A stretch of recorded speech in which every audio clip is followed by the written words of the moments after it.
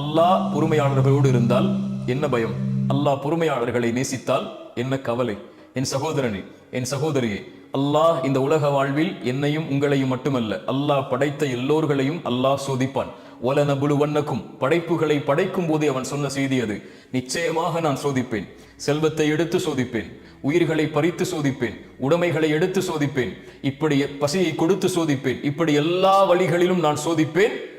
ஆனால் பொறுமையாளர்களுக்கு சொல்லுங்கள் ஒரு செய்தி என்று அல்லாஹ் சொல்லவில்லை. வபஷ்ஷிரிஸ் சாபிரீன், பொறுமையாளர்களுக்கு நல்ல செய்தியை, நற்செய்தியை நபியை சொல்லிவிடுங்கள். என்ன நற்செய்தி?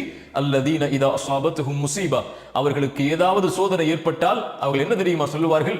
இன்னா லில்லாஹ், நாங்கள் அல்லாஹ்வை சார்ந்தவர்கள், வ இன்னா இலைஹி ராஜிஊன், அவனிடத்தில் தான் நாங்கள் செல்ல இருக்கிறோம். எங்களை படைத்தவன் அவன், இந்த சோதனையை கொடுத்தவன் அவன், அவன்தான் இதை நீக்குவான் என்ற பொறுமையை கடைபிடிப்பார்கள். அந்த பொறுமையை கடைபிடிப்பவர்களோடு அல்லாஹ் இருக்கிறான்.